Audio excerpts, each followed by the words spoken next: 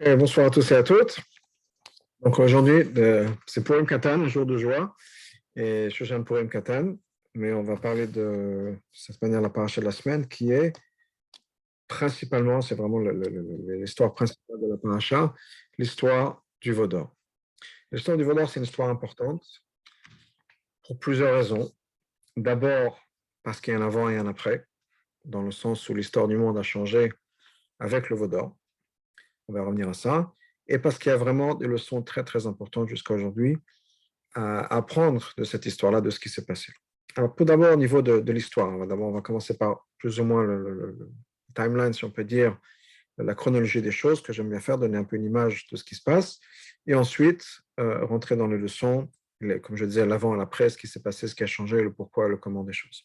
Alors, juste brièvement, donc le peuple juif sort d'Égypte, Pessah, 7 semaines plus tard, Shavuot, dans la Torah, le 7 du mois de Sivan, Moshe est monté sur le mont Sinaï, et Moshe va annoncer donc au peuple juif qu'il va monter sur le mont Sinaï.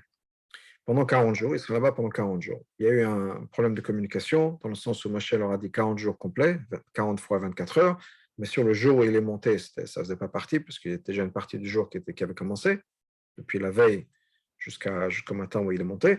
On a dit que Matan Torah, c'était un Shabbat, donc c'était un dimanche matin, donc étant donné que Motzei Shabbat, dimanche matin, quelle que soit l'heure exactement où Moshe, il y avait encore, ça faisait partie de la journée, ce n'était pas une journée complète. Donc le peuple juif pense que c'est la journée numéro 1.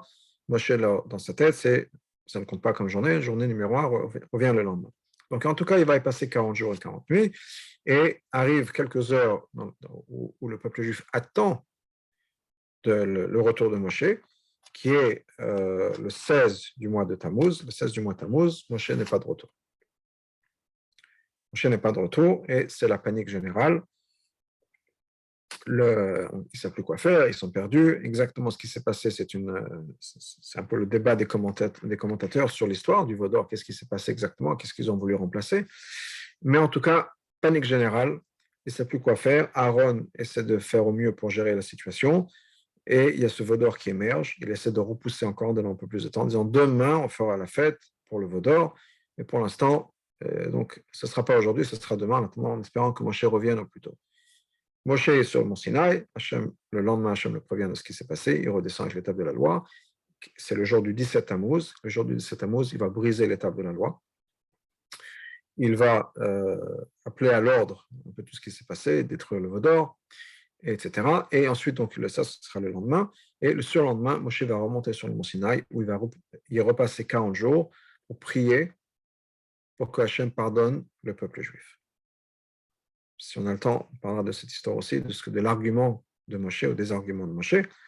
En tout cas, donc Moshe va y passer 40 jours. À la fin des 40 jours, il reçoit une réponse plus ou moins tiède, disons, de Hachem, en disant, bon, je leur pardonne, c'est pas grave, ok. Il n'a pas dit c'est pas grave, je l'ai dit, mais bon. Alors tu sais quoi, Moshe redescend, taille de la pierre, et je vais réécrire les 10 commandements sur la pierre que tu auras taillée.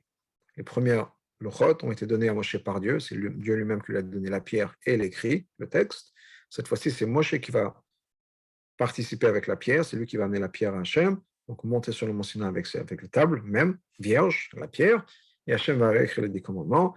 Moshe repasse 40 jours, prier, etc. Et finalement, après 40 jours, et c'est la troisième période de 40 jours, Hachem dit, bon, je pardonne, je pardonne comme tu me l'as demandé, pas un pardon comme ça, moyen ou tiède, mais Hachem dit, je pardonne au peuple juif. Mais sache, Hachem dit à Moshe, qu'à chaque fois qu'il y aura une punition, quelque chose qui va se passer au peuple juif, avec le peuple juif, je vais quand même mentionner le Vaudor. Le Vaudor sera présent. Alors, qu'est-ce que ça veut dire exactement? L'explication commune qu'on comprend, c'est qu'à chaque fois que malheureusement il y a un juif qui est puni ou le peuple juif est puni à travers l'histoire, une partie de la punition inclut la punition pour le Vaudor. Comme la TVA qui est inclus dans ou le service qui est inclus dans le ticket restaurant, dans la facture, ben une partie de la facture, c'est pour payer cette taxe du Vaudor, si on peut dire, qui a été faite il y a des générations et des générations, mais on paye en paiement, en mensualité, ou quel que soit le système, et on paye le prix donc, pour le veau d'or. Ça, c'est une explication commune, l'explication comme ça qu'on comprend. Je vais laisser une autre explication de Rabbi Levi Yitzhak de Berdichov de côté pour un peu plus tard, quand on arrivera donc aux leçons qu'on tire de ça, aux leçons qu'on tire de l'histoire du veau d'or, sur cette idée de la pkida, de ce que Hachem va dire quand il va se rappeler du veau d'or. Donc ça, c'est l'histoire. Je voudrais juste mentionner aussi le fait qu'il y a un peu une discussion dans les commentateurs, à savoir d'où cette histoire du veau d'or se place par rapport à la construction du Mishkan, ou bien où se place la construction du Mishkan par rapport à l'histoire du veau d'or. Comme c'est marqué dans le Chumash, le veau d'or se trouve à mi-point entre la mitzvah de construire le Mishkan et l'accomplissement, la réalisation de la construction du Mishkan. C'est-à-dire que Hachem a donné à Moshe au Har Sinaï tous les commandements, toutes les mitzvahs, tous les commandements, et inclus dans tous les commandements, la mitzvah versus le Mikdash, de construire un Beth Amikdash. Construire donc le Mishkan, qui éventuellement va se transformer, se métamorphoser, si on peut dire, en le Beth Amikdash, premier, deuxième Beth Amikdash, puis troisième Beth Amikdash. Et donc, Moshe a eu cette mitzvah-là, mais bien sûr, il n'a pas eu le temps de partager avec qui que ce soit, puisqu'il était sur le mont Sinaï, ensuite il est descendu, il s'est occupé du Egel Hazav, puis il est remonté. Il a passé vraiment que quelques journées en bas avec le peuple. Et à chaque fois, donc, il monte sur le mont Sinaï. Et donc, il n'a pas eu le temps de partager cette mitzvah-là jusqu'à son retour définitif, qui est après le jour du Yom Kippour. Et là, Moshe s'installe, je veux dire sur terre, si on peut dire, revient sur terre, revient avec le peuple juif et partage toutes les mitzvot, entre autres la mitzvah du Mishkan.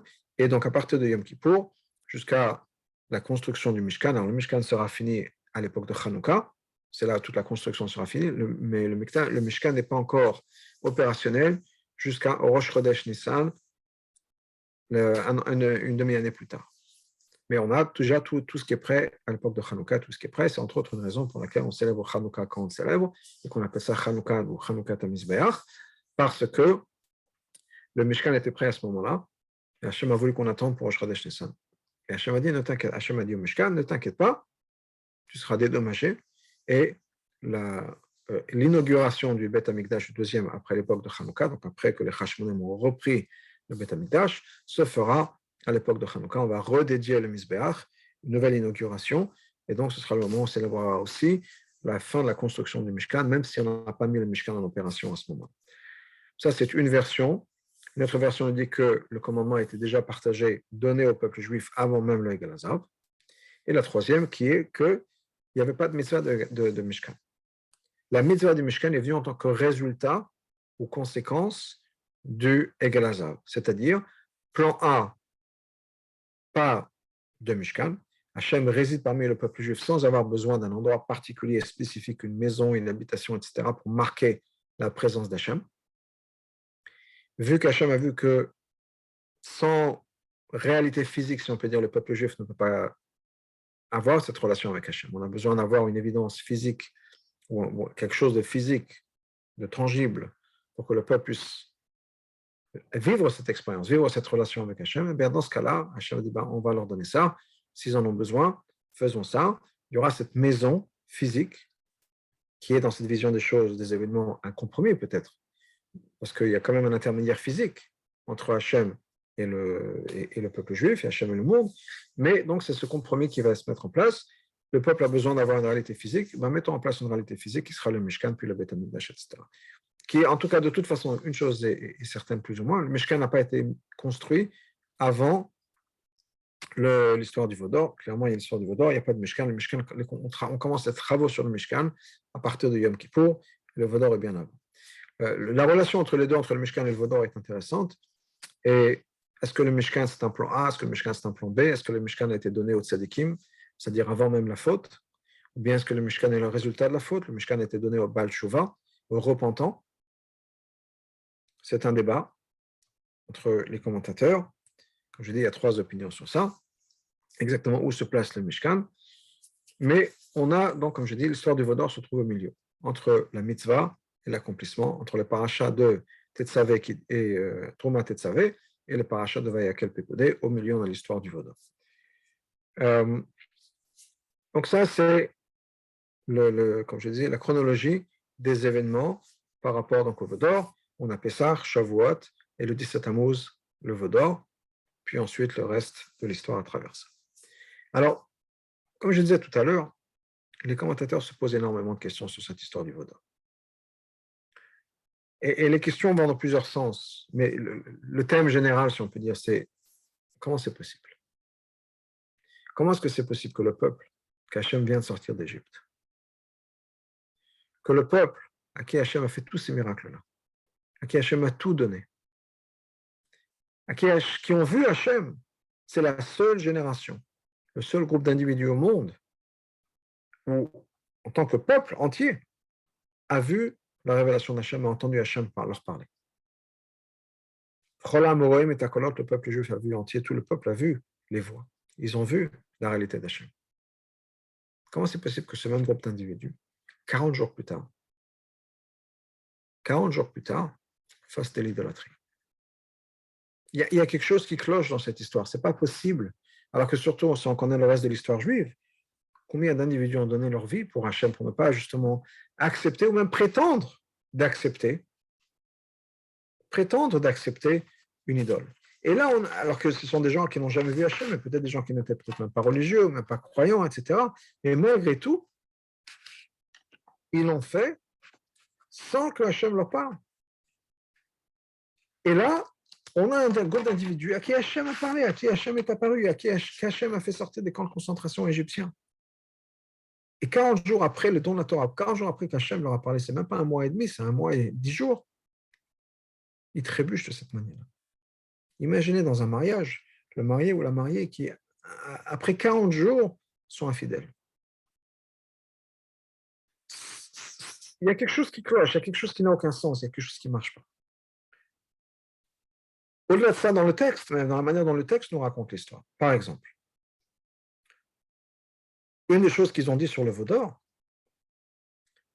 ils ont dit, c'est le Dieu qui t'a fait sortir d'Égypte. Encore une fois, on parle aux gens qui sont eux-mêmes sortis d'Égypte. Ils sont sortis Pessah, on est au 17 Tammuz. Donc la moitié du mois Nissan, donc le mois Nissan, si on peut dire, en faisant ça du 14 du 15 Nissan au 15 Iyar, 15 Iyar au 15 Sivan, 15 Sivan au 15 Tammuz, on est à 3 mois et 2 jours de la sortie d'Égypte. Le peuple est le même. Il y a peut-être un ou deux individus ou quelques individus qui sont décédés, mais la majeure partie du peuple, c'est le même. Comment est-ce que c'est possible de dire aux gens qui viennent de sortir d'Égypte il y a 3 mois, voilà le Dieu qui t'a fait sortir d'Égypte, qui vous a fait sortir d'Égypte. Ils savent pertinemment que ce veau, ils viennent de le faire. Il vient d'être créé, il vient d'être fabriqué. Comment est-ce qu'on peut nous dire que c'est ça qui nous a fait sortir d'Égypte alors qu'on vient de le faire? C'est impossible. Et pourtant, ça a marché. Le peuple a suivi. Le peuple est rentré dans cette histoire du veau d'or. Ils ont cru cette histoire, que c'est le Dieu qui nous a fait sortir d'Égypte. Alors, qu'est-ce qui s'est passé? Comment ça s'est passé? Qu'est-ce que c'est que cette histoire-là? Et bien sûr, on comprend encore une fois que les commentateurs se sont tous posés la question. Ça ne marche pas, ça cloche. Il n'y a rien qui marche ensemble. L'histoire ne marche pas. Ce qu'on leur a raconté et ce qu'ils ont cru. Quelle est la leçon? Une seconde. On va couper un téléphone. Voilà. OK. Donc, qu'est-ce qui s'est passé dans cette histoire? Comment c'est possible de dire une chose pareille? Alors, il y a plusieurs explications. Parce qu'encore une fois, il n'y a pas le choix. On est obligé de dire qu'il y a quelque chose qui s'est passé.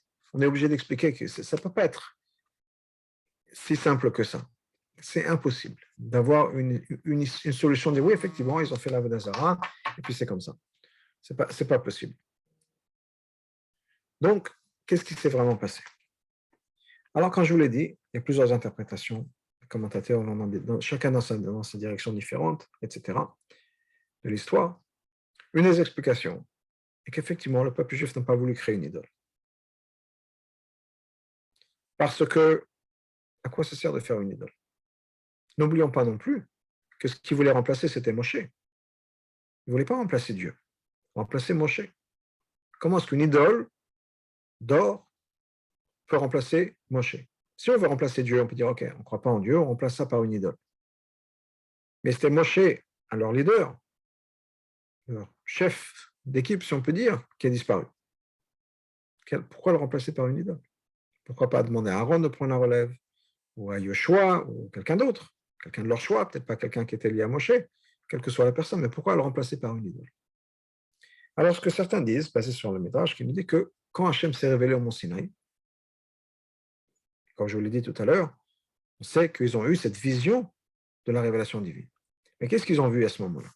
Entre autres, ils ont vu une vision de la Merkava de Hachem, de ce char d'Hachem. Alors, bien sûr, la Merkava, ça veut dire quoi? La Merkava, c'est un char ou un véhicule, c'est un moyen de se déplacer.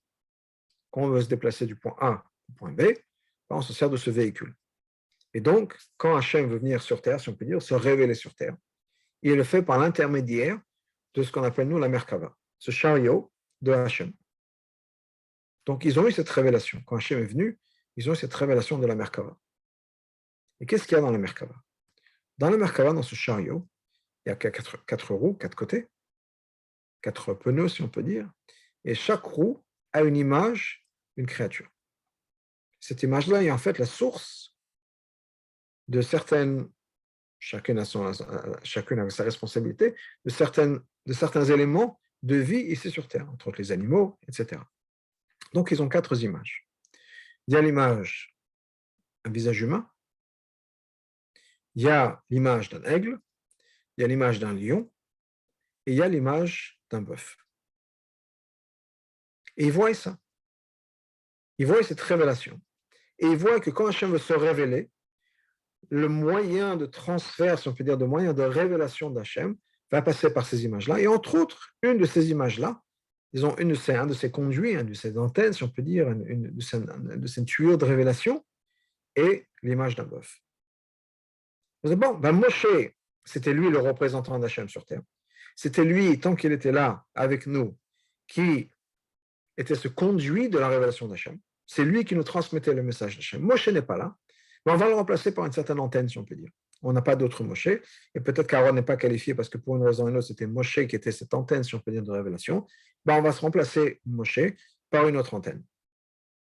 Un autre conduit de la révélation d'Hachem. Et ce conduit, ce sera, comme on l'avait vu dans la Merkava, l'image d'un bœuf.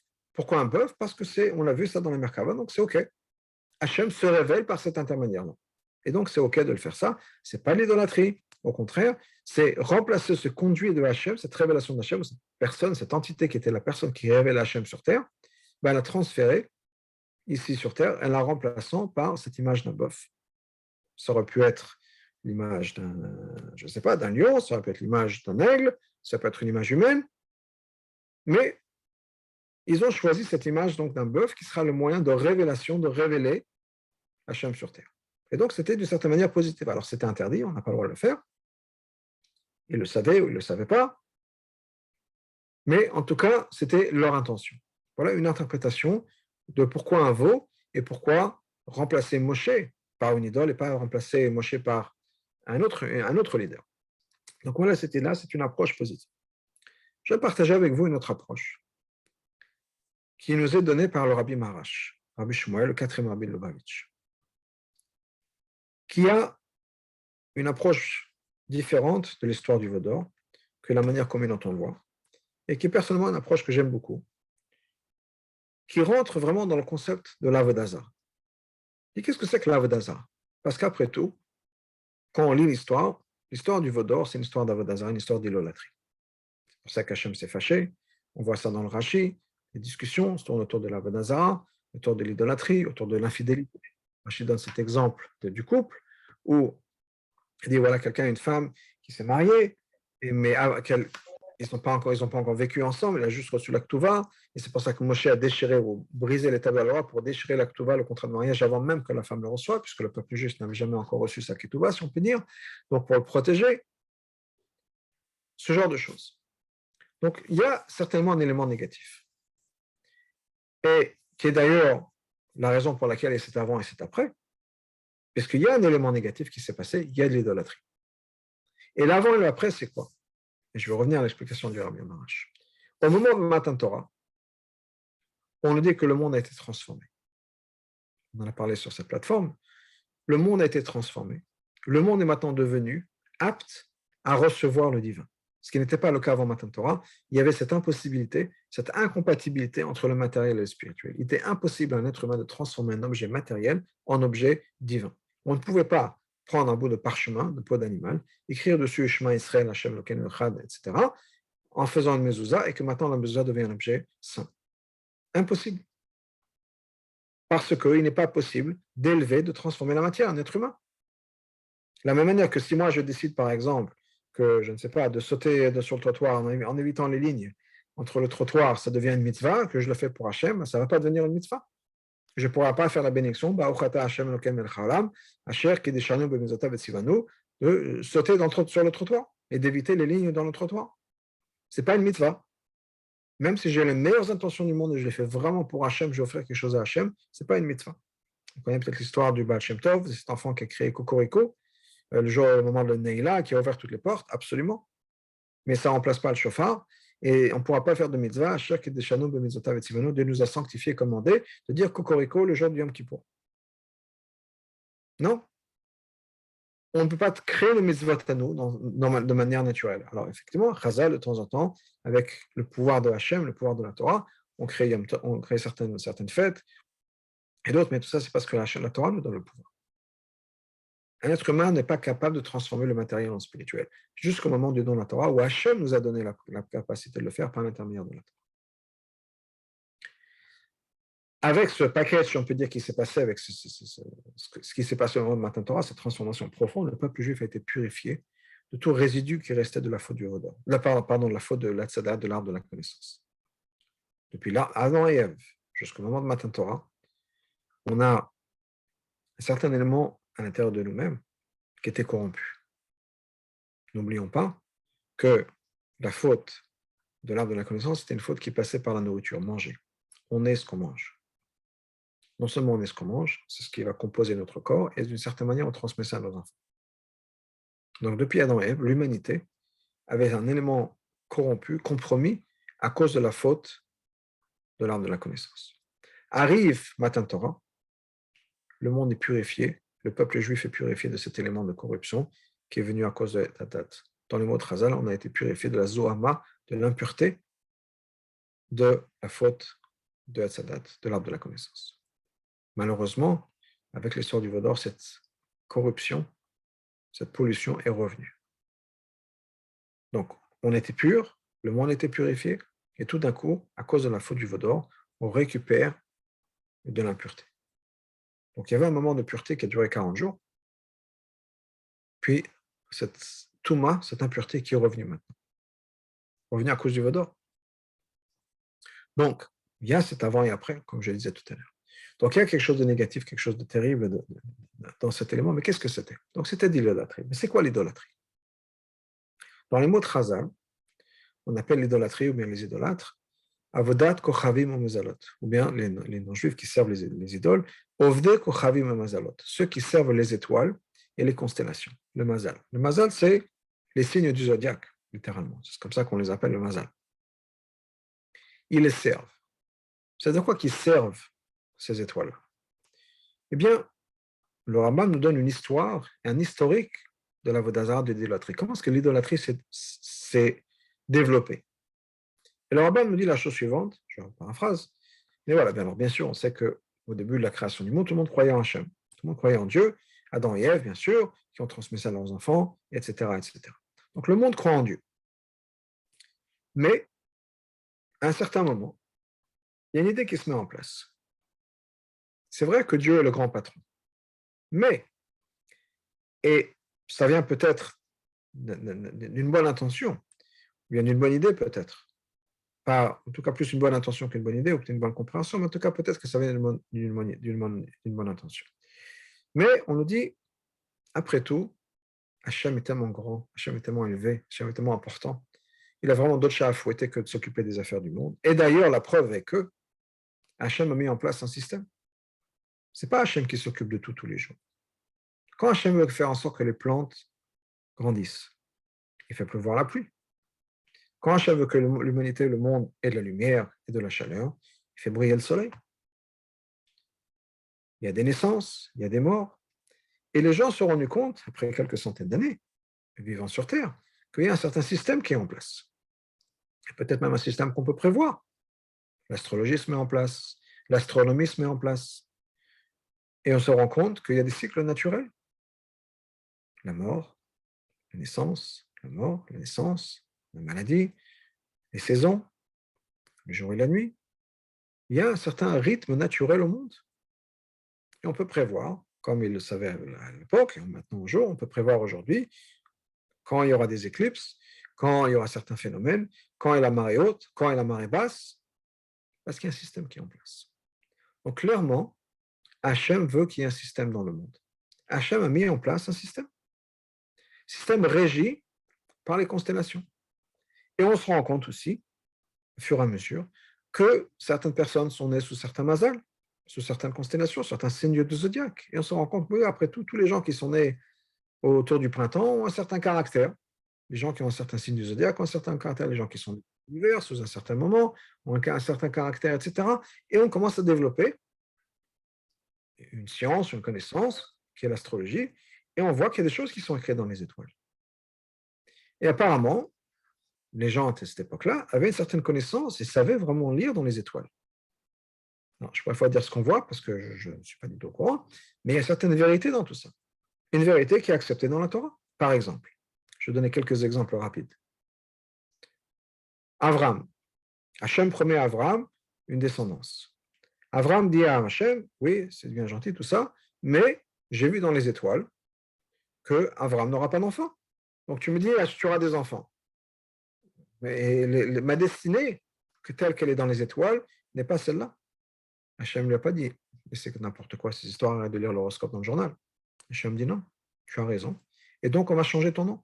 Avram n'a pas d'enfant, Avraham, lui, peut avoir des enfants. La Torah accepte le fait qu'il y a des choses qui sont écrites. La seule chose, c'est qu'on peut les changer. On peut changer notre destinée. On va passer à Moshe. Les astrologues voient que Moshe, ou ils ne savent pas exactement qui c'est, il y aura le libérateur du peuple juif va être né. On ne sait pas s'il est égyptien ou juif. On sait qu'il va être puni par l'eau. Ils avaient raison. Ils avaient bien vu, alors ils n'avaient peut-être pas compris, bien compris, mais ils avaient bien vu. Il y aura un enfant qui va être né à la période qu'ils avaient décrite, qui, on n'est pas clair exactement ce qu'il est juif ou égyptien, parce qu'en fait, il est les deux. Moshe, il est né bien sûr de parents juifs, mais il a grandi pendant 20 ans, ou en tout cas 18 ans, de l'âge de 2 ans à l'âge de 20 ans, chez Pharaon. Donc son éducation, son apprentissage, son éducation, etc., était égyptienne. D'ailleurs, quand il se sauve d'Égypte, il arrive à Midian, les filles de Yitro le voient et ils pensent que c'est un Égyptien. Et effectivement, il va être puni par l'eau. Il ne pourra pas rentrer en Israël à cause de l'histoire du rocher où il a frappé le rocher pour faire sortir de l'eau. On l'a dit parler. Ils avaient bien vu. Dernier exemple, on va s'arrêter là pour aujourd'hui, l'histoire de la fille de Rabbi Akiva, un exemple assez connu, où quand la fille de Rabbi Akiva est née, un astrologue a dit à Rabbi Akiva, sache que ta fille va mourir le jour de son mariage. Ils n'avaient pas tort. Rabbi Akiva avait très peur le jour du mariage de sa fille. Ils n'ont pas dit, moi, c'est n'importe quoi cette histoire. Non. Effectivement, il y a eu quelque chose. Et Rabbi Akiva avait crainte. Et quand il est arrivé le lendemain matin du mariage pour aller voir comment sa fille allait, il a été très surpris de voir qu'il y avait un serpent dans sa chambre. Et que grâce à Dieu, ce serpent avait été tué par une des épingles que la fille avait sorties après son mariage. Les fiancés ont des épingles partout dans les cheveux. Après le mariage, elle avait sorti une épingle, elle l'avait mis dans le mur, et elle a pu comme ça, alors qu'elle ne savait pas, c'était dans le noir. N'oublions pas qu'à l'époque, ils sont éclairés avec une bougie dans la pièce, un truc comme ça. Donc dans le noir, plus ou moins, elle n'a pas fait attention. Sans le faire attention, elle met cette aiguille à travers la tête d'un serpent qui était venu pour la mordre. Rabbi Akiva, ça, il a vu d'abord deux choses. Il a vu d'abord qu'effectivement, il y avait un serpent qui est venu pour l'attaquer et qui aurait très bien pu la tuer. Deuxièmement, il lui a demandé pourquoi. Qu'est-ce qu'elle a fait une mitzvah particulière le jour du mariage pour être sauvée. Il s'avère, après avoir un peu réfléchi, qu'effectivement, il y avait un pauvre qui était venu à la maison de Rabbi Akiva. Tout le monde était occupé avec le mariage. Bon, vous savez comment c'est, courir à droite, à gauche, etc. Personne n'avait vraiment la tête à s'occuper de lui. Et bon, est-ce qu'on ne sait pas si c'est un livreur, si c'est quelqu'un qui est venu pour faire ci, pour faire ça, etc. Donc, personne n'y fait attention. Et la fille de Rabbi Akiva, elle, lui a porté attention, lui a donné à manger. Et c'est grâce à cette mitzvah de tzedaka qu'elle a été sauvée. Donc, clairement, Cette idée qu'il y a des choses qui sont écrites dans les étoiles, c'est vrai. La seule chose, c'est que quand ces générations ont commencé à croire dans l'idolâtrie, donc Hachem a mis un système en place. Nous devons de respecter ce système. Et nous devons, par respect pour Hachem, au départ ça a commencé comme ça, par respect pour Hachem, qui est celui qui a mis en place ce système, de respecter et d'être gentil, d'honorer le système. Et donc, quand il y a la pluie, on va dire merci à la pluie, ce qui est la chose correcte à faire. On est après tout, on se comporte comme un mensch, il y a la pluie qui tombe, on dit merci à la pluie.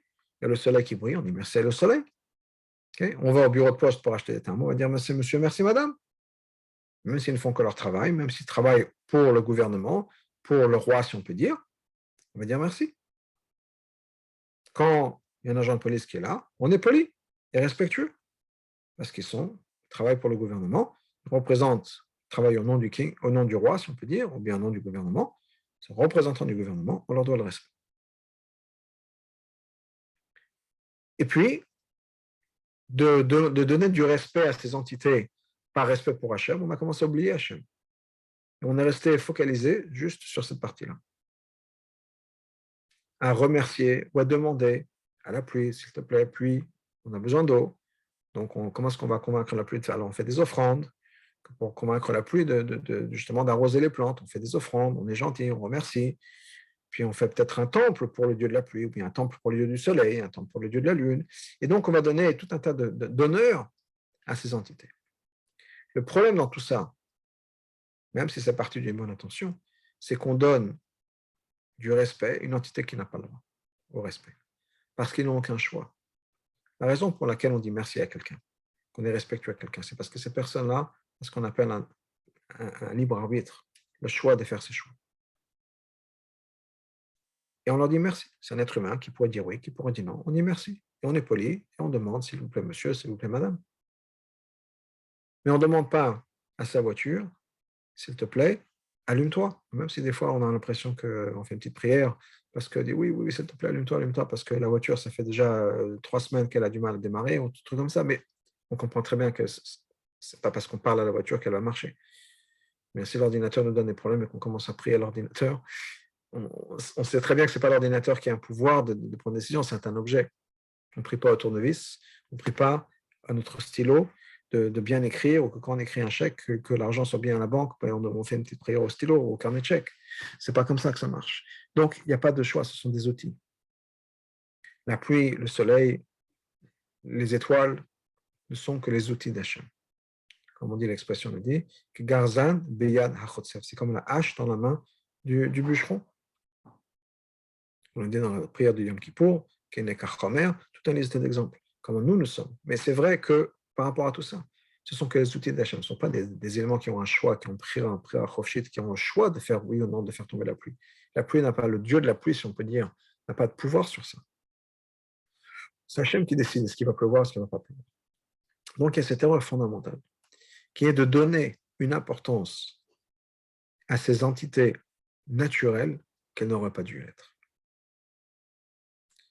Le terme générique, encore une fois, chez Chazal, c'est quoi? C'est les Kochavim Amazalot, c'est les étoiles et les constellations. En Égypte, c'est un pays où on croit beaucoup à ça. Bien sûr, comme vous le savez, ils ont le dieu de la vie, le dieu du soleil, le dieu de la mort, le dieu de ci, le dieu de ça. Entre autres, le mouton était un dieu. Parce qu'il y a cette croyance forte dans un système du monde où Hachem est complètement détaché du monde, comme Paro a dit à Moshe, mais Hachem, je ne sais pas qui c'est Hachem Yudkevavke. Je ne sais pas qui c'est. Je ne connais pas. Nous, on est dans le monde physique de la nature. C'est la nature qui a ses pouvoirs. Alors peut-être qu'Elohim, effectivement, le Dieu qui est Hateva, le Dieu de la nature, je peux accepter. Mais un Dieu qui transcende la nature, un Dieu qui dépasse la nature, un Dieu qui va interférer et changer les histoires de la nature, ça n'existe pas, je ne crois pas. Dieu a d'autres choses à faire, Dieu est beaucoup plus grand et beaucoup plus important que de s'occuper des petits gens ici sur Terre. Et donc, Dieu ne va pas intervenir. Tu me racontes des histoires avec un Dieu qui va faire sortir le peuple juif, ce n'est pas possible. Dieu a mis en place un système et puis il est parti en vacances. Dieu n'est pas présent dans la vie des êtres humains. Donc, qu'est-ce qui se passe? La culture égyptienne, la culture, c'est le monde, c'est les étoiles, c'est la destinée qui gère l'histoire, pas Hachem. Le peuple juif vient d'apprendre, vient de faire l'expérience de quelque chose de nouveau, qu'effectivement Hachem intervient dans les affaires des hommes. Mais ce n'est pas la culture. Quand on marche dans la rue en Égypte, quand on voit les bulletins, les panneaux publicitaires, quand dans les trucs à la radio, ou à la télé, ou dans les films, ou dans les cultures, et dans les magazines égyptiens, etc., ce n'est pas ça le message. Le message n'est pas Dieu. Le message, c'est le monde qui continue. C'est un système qui a été mis en place, et c'est comme ça. C'est ça la culture égyptienne. C'est ça qui, quand même, malgré tout, le peuple juif a assimilé de cette manière, absorbé de cette manière. Alors peut-être qu'ils n'y croient pas à 100%, mais c'est certainement quelque chose qui est derrière, qui est en arrière-pensée, il y a un peu ça. C'est un peu le background, si on peut dire, de leur vie. Et si Dieu n'existait pas? Et si Dieu, même s'il existe, si Dieu n'intervenait pas dans nos affaires, si les Égyptiens avaient raison, et que Dieu n'intervient pas dans les affaires des hommes. Alors tout d'un coup, tout a changé avec la sortie d'Égypte, miracle après miracle, mais n'oublions pas que miracle après miracle, qui a cru à soi? C'est qu'un cinquième du peuple juif qui est sorti d'Égypte, parce que 4/5 n'y croyaient pas vraiment. Et sur un cinquième, c'est quand même quelque chose de nouveau. C'est-à-dire que Dieu intervient dans les affaires humaines, parce que pendant 200 ans, ils ont souffert les camps de concentration, pas pendant 4-5 ans comme là, pendant la Shoah, mais pendant 200 ans presque. Ou en tout cas pendant les 80 ans, disons. Ils ont souffert le martyre et encore pire. Donc, qu'est-ce qui se passe? On leur dit, oui, c'est Hachem qui vous a fait sortir d'Égypte. Hachem transforme le monde, Hachem intervient, etc. Peut-être que oui, peut-être que non. Alors pour l'instant, ils sont sur un high, ils sont sur un nuage, toute cette révélation. Et puis arrive le moment de crise. Le moment de crise où Moshe n'est pas là. Moshe ne revient pas. Et là, ils sont perdus dans le désert. 600 000 hommes, entre 20 et 50 ans, avec leurs femmes, leurs enfants, leurs parents. Qu'est-ce qui se passe maintenant? Moshe n'est pas là. Et si toute cette histoire, ce n'était pas Dieu? On nous a raconté Dieu. Mais qui sait? Là, le Erev Rav, ce groupe d'Égyptiens intervient en disant effectivement, ce n'était pas Dieu. Tout ça, c'était écrit dans les étoiles. Ça n'a rien à voir avec Dieu. C'est l'histoire du monde. On regarde l'histoire, et nous, on a beaucoup plus d'années pour voir ça. L'Empire égyptien a existé, puis il s'est cassé la figure. L'Empire grec a existé, s'est cassé la figure. L'Empire romain existait, s'est cassé la figure. L'Empire chinois existait, s'est cassé la figure. L'Empire portugais, l'Empire espagnol, l'Empire français. Il y a des empires qui durent ce qui dure, et puis après, à un moment, ça se casse la figure. Il s'avère qu'à un moment, ça se casse la figure, on a l'opportunité de sortir. Est-ce qu'on a besoin de dire à chaque fois que c'est les mains de Dieu? Alors bien sûr, nous y croyons, parce qu'on croit en Hashgacha Pratit. Mais quand on est égyptien, quand on est un juif qui a vécu 200 ans en Égypte pendant l'esclavage, c'est peut-être moins évident. Et on leur dit, tout ça, c'est écrit dans les étoiles. On leur dit, vous savez quoi? L'Égypte était représentée par un de ces dieux, le bélier, qui est la même famille du Korban Pessah. C'est d'ailleurs pour ça que le peuple juif devait prendre cet animal-là, l'agneau, et le sacrifier pour Pessah, pour justement faire disparaître, si on peut dire, cette clipa, cette avodah zara d'Égypte. L'Égypte est représentée par le bélier. Quelle est la constellation d'après? Quel est le signe du zodiaque après bélier? Mais c'est taureau. Taureau. Bien sûr, Erev, ce groupe d'Égyptiens qui sortait avec le peuple juif, dit, vous savez quoi? Et si il y avait une guerre qui s'est passée dans les étoiles, dans le ciel, entre la constellation de taureau et la constellation de bélier, et que c'est taureau qui a gagné, parce que le monde avance, et que maintenant on est passé d'une constellation à l'autre. On est maintenant sous le règne de la constellation de taureau. Rien à voir avec Dieu. C'est le monde, c'est écrit dans les étoiles. C'était l'horoscope de l'Égypte, si on peut dire, qui s'est avéré qu'arrivé le 15 Nissan de cette année-là, il fallait sortir d'Égypte. L'Égypte allait s'écrouler, on en a profité pour partir. Et le peuple, en s'entendant ça, il se dit, il commence à se gratter la tête. Peut-être que oui, effectivement. Peut-être que c'est vrai. Peut-être que ce n'est pas Dieu qui nous a fait sortir. Peut-être que tout ça, c'était écrit dans les étoiles, ça s'est passé au bon moment. Et puis voilà. Pourquoi Dieu? Et c'est ça, nous dit l'Arbi Marash, c'est ça l'histoire du Vaudor. C'est qu'ils ont cru, je vais dire dans le zodiaque, qu'ils ont cru dans les forces de la nature. Ils ont oublié que c'est Dieu. Même les forces de la nature, c'est Dieu. C'est l'outil de Dieu. Il n'y a rien qui se passe dans le monde sans Dieu. Ce n'est pas que l'Empire égyptien existait puis a fini, l'Empire grec, l'Empire romain, l'Empire égyptien, ou pardon, l'Empire chinois, ou l'Empire portugais, espagnol, français, anglais, et tout ça, ça finit. Puis maintenant, il y a un moment la dominance américaine, si on peut dire, et russe. Puis maintenant, la Russie a disparu en 1991, en tout cas l'Union soviétique. Maintenant, l'Amérique, ça devient compliqué. Et tout ça, c'est comme ça que le monde avance. Non. Ça, c'est la main de Dieu, c'est Hachem qui gère tout ça. C'est Hachem qui fait que ces choses-là arrivent. Ce n'est pas par hasard. Et ça, c'est la vision juive, mais c'était quelque chose de très nouveau et de très frais chez le peuple de cette époque-là. Et quand on leur a dit qu'effectivement, peut-être que vous êtes sortis d'Égypte parce que c'est maintenant la constellation du taureau, ils ont dit oui, peut-être que oui. Et quand on leur dit, voilà le veau qui vous a fait sortir d'Égypte, ça ne veut pas dire le veau, c'est ce bout d'or qui vous a fait sortir d'Égypte. On est sorti d'Égypte parce que on est sous le signe du zodiaque du taureau. On est passé à une autre époque. On est passé à une autre époque, l'époque du taureau. Et bien maintenant, donc, l'Égypte, qui était représentée par le bélier, a disparu. Maintenant, on passe à quelque chose d'autre. Et donc ça, quand ils ont monté ce veau, ils ont dit, voilà ce qui représente la sortie d'Égypte. C'est le fait qu'on est passé sous le signe du taureau. Le peuple a dit, oui, peut-être que oui. Alors bien sûr, les femmes ont dit, mais c'est impossible, tout est Hachem. Les femmes qui ont toujours cette émouna forte, les femmes qui ont été les premières à participer au Mishkan, on dit, mais c'est quoi cette histoire qu'il y a le monde, les forces de la nature et le monde gère comme ça, les choses arrivent toutes seules parce que c'est comme ça que c'est marqué dans les étoiles, c'est n'importe quoi, tout ça c'est Hachem. C'est Hachem qui gère tout ça. Mais les hommes, avec peut-être leur esprit plus cartésien, plus sceptique, ont dit, oui, peut-être que oui, il va savoir, on ne sait jamais. Moins d'émouna. Ils ont se dit, oui, on ne sait pas, peut-être que oui, effectivement. Donc c'est ça l'histoire du Vaudor, comme le dit Rabbi Maharash. C'est de croire et c'est de donner de force à un système dans le monde qui en fait n'existe pas parce que c'est Hachem qui a derrière. Alors bien sûr, la leçon pour nous, c'est quoi? C'est notre vie tous les jours. Est-ce qu'on croit en Hachem ou bien on croit que pour gagner sa vie, il faut arnaquer les autres au niveau de l'argent parce qu'il n'y a pas le choix, parce que c'est un monde où où un poisson, le petit poisson est mangé par le gros poisson, ou bien on est tous des loups et si on se fait, soit on se fait bouffer, soit on bouffe les autres. Oui, Hachem dans tout ça. Oui, dans un monde où on émerge, par Hachem et Bezrat Hachem encore plus, du Covid, de cette pandémie. Est-ce que c'est arrivé comme ça? Voilà, il y a eu un virus en Chine qui était contagieux, ça s'est répandu. Ou bien est-ce qu'on oublie que c'est Hachem qui gère tout ça, pour une raison ou une autre, et on ne sait pas la raison, mais tout ça, ça fait partie du plan d'Hachem. Et tout ça, d'une manière ou d'une autre, fait avancer l'avenir du Mashiach. On s'avance, tout ce qui se passe dans le monde, c'est pour arriver à cette destination-là. Est-ce qu'on voit ça comme ça?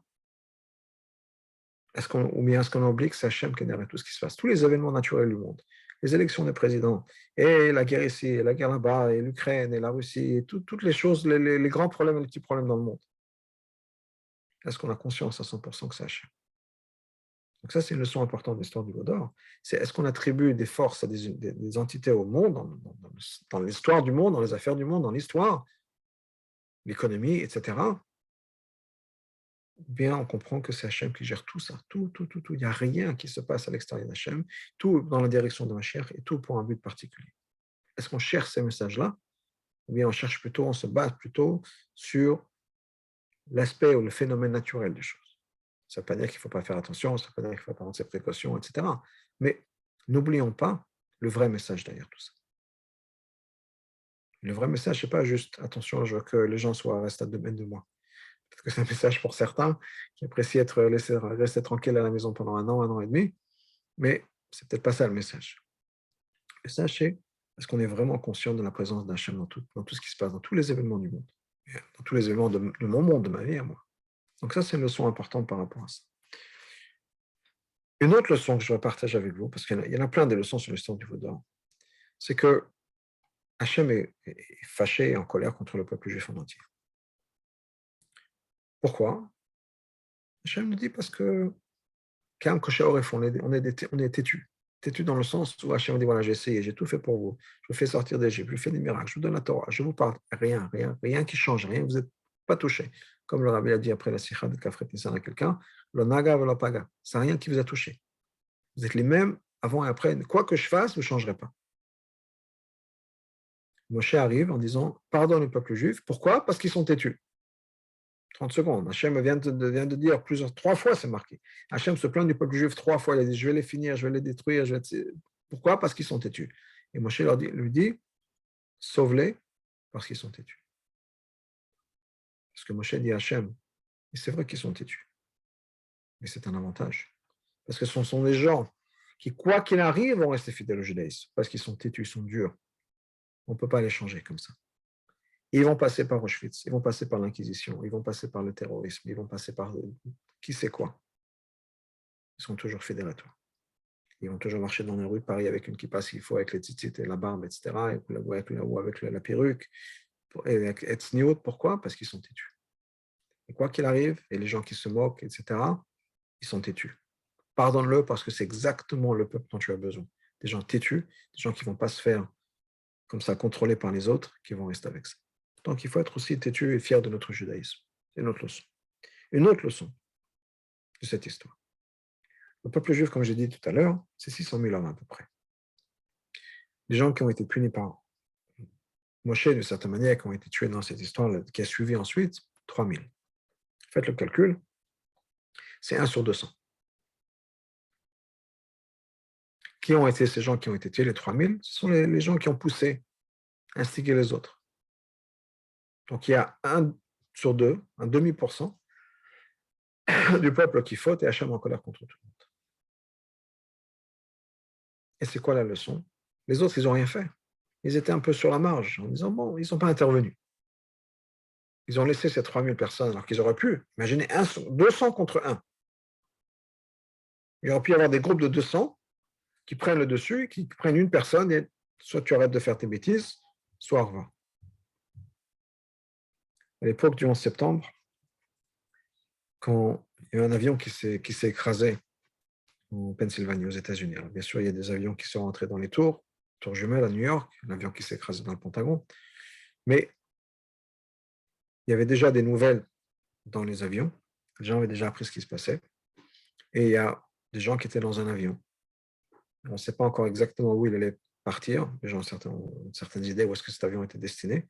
Mais les gens, les passagers de l'avion, qui maintenant avaient appris ce qui se passait, se sont tous mis à attaquer les terroristes. Ils ont malheureusement, l'avion s'est écrasé, mais ils ont sauvé certainement des centaines ou des milliers de vies, parce que cet avion n'a pas été utilisé comme arme contre d'autres, contre un building quelque part, etc. À Washington, au Congrès, on va savoir où ça aurait dû être. Mais ils n'étaient pas 200 contre 1.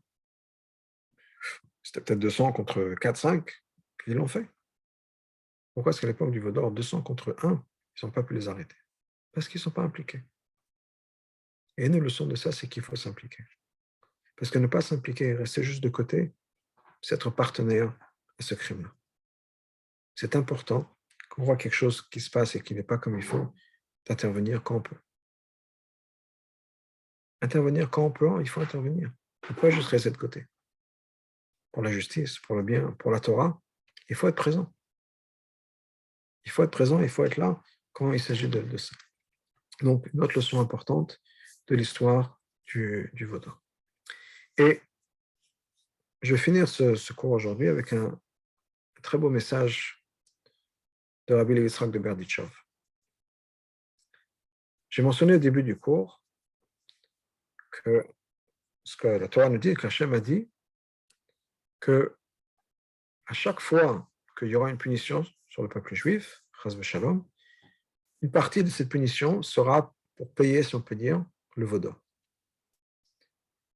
Donc, dans chaque faute, à chaque fois Dieu dit, à chaque fois je vais me rappeler aussi du vaudor. Rabbi Levi Yitzhak de Berditchov dit quelque chose de très beau. Mais ce n'est pas une punition. Qu'est-ce qui s'est passé au moment du vaudor? Pourquoi est-ce qu'Hachem était tellement déçu, fâché, j'allais dire brisé peut-être, je ne sais pas si c'est le mot, mais certainement en colère et frustré? Parce que Moshe dit à Hachem, tu as une attente du peuple juif qui n'est pas réalistique. Ce n'est pas réaliste. Tu penses que ce sont des anges, tu penses que ce sont des gens qui sont infaillibles, tu penses parce que tu les as fait sortir d'Égypte il y a 3 mois, tout d'un coup ils sont transformés après 200 ans d'exil, en 3 mois ils vont changer. On ne change pas en 3 mois. Donc toi tu attendais une vision d'ange, d'âme parfaite comme elles sont, metachat kisakavod, elles sont sous le trône divin, mais ce n'est pas la réalité. La réalité, ce sont des êtres humains, avec des faiblesses, avec des angoisses, avec des peurs, avec des incertitudes. Et tout d'un coup, ils sont perdus dans le désert. Eux, leurs femmes, leurs enfants, leurs parents. Ils sont responsables de tout ça. Comment ils gèrent? Qu'est-ce qui se passe? Ah oui, ils ont paniqué. C'est vrai qu'ils ont paniqué. C'est vrai qu'ils auraient fait quelque chose qu'ils n'auraient pas dû faire. Mais qu'est-ce que tu veux d'eux? Alors, tu as une attente d'ange, alors que c'est des êtres humains. Donc, Moshe dit à Hachem, il comprend bien que ce sont des êtres humains avec des faiblesses et des failles. Il faut que tu acceptes ça. Et Hachem dit à Moshe, tu sais quoi, tu as raison. Tu as raison. Et à chaque fois que je vais vouloir les punir, je vais me rappeler de cette leçon-là. Que j'ai affaire à des êtres humains, des gens qui ont des faiblesses. Et c'est comme ça que je les ai créés d'ailleurs. Je les ai créés avec un Nefesh Abamit, avec une Yetzara, et j'ai créé avec des faiblesses. Et au lieu de penser que j'ai affaire à un tzaddik, ou quelqu'un qui est parfait, ou un ange, et donc j'ai une attente qui est Dieu ne sait où, il faut que je comprenne qu'il s'agit d'un être humain. J'ai besoin de rabaisser un peu, si on peut dire, mes attentes. Et donc, automatiquement, ma frustration devient moins, mon attente est moins, et la punition va être moins. Parce que je me rends compte que je ne peux pas aller juger à un niveau d'ange. Et donc, la déception est énorme. Non, ce ne sont pas des anges, je n'ai pas de raison d'être déçu. Ils ont fait ce qu'ils peuvent, au maximum de leur capacité. Donc, ce que Dieu nous dit dans la paracha, et c'est un message pour nous aussi en tant que parents, en tant qu'époux, épouses aussi, ou dans la relation avec les autres. Mais ce que Dieu nous dit dans la paracha, attention, il faut bien comprendre la réalité qu'on a en face de nous. Et en tout cas, pour moi, c'est souvent par rapport à nos enfants. On s'imagine nos enfants comme des grands tzadikim. Et amen, qu'ils le soient tous. Mais des enfants, ce sont nos enfants aussi, ce sont des êtres humains qui ont des faiblesses, qui ont des angoisses, qui ont des peurs. Souvent les mêmes que nous, on avait quand on était adolescent, quand on était plus jeune, ou jeunes parents et que maintenant on est adultes, etc. On fait des choses des fois qu'on n'aurait pas dû faire. Effectivement, oui. Si on était à 100% sûr, si on n'avait jamais d'angoisse et jamais de peur, on réagit de certaines manières. Mais quand on était adolescent, quand on était jeune marié, quand on était si jeunes parents, on ne sait pas. Et des fois, on fait des choses qu'il ne fallait pas. Alors, des fois, on oublie ça par rapport à nos enfants. Et on les punit, ou bien on réagit avec eux par rapport à mon attente, mais pas par rapport à la réalité. J'oublie qu'il s'agit d'être humain, j'oublie qu'il s'agit de quelqu'un qui a des angoisses, qui a peur, etc. Ou peut-être qu'il ne savait pas. Des fois, on punit nos enfants pour quelque chose qui, pour nous, nous paraît évident. Peut-être que l'enfant n'a jamais appris, une halakha ou quelque chose comme ça. L'enfant n'a jamais appris. Et on le fait par rapport à mon attente, parce que moi, j'ai 40 ans, j'ai 30 ans, j'ai 40 ans, j'ai 50 ans, donc je sais très bien que je ne sais pas quelle est telle mitzvah. Et ça ne me rentre même pas en tête de dire que mon enfant de 15 ans, de 10 ans, de 5 ans ne connaît pas cette halakha. Ben oui, ils n'ont pas fait attention. Est-ce que c'est une raison de les punir? Et même s'ils le savent, ok, il faut toujours y réfléchir. Pourquoi? Comment?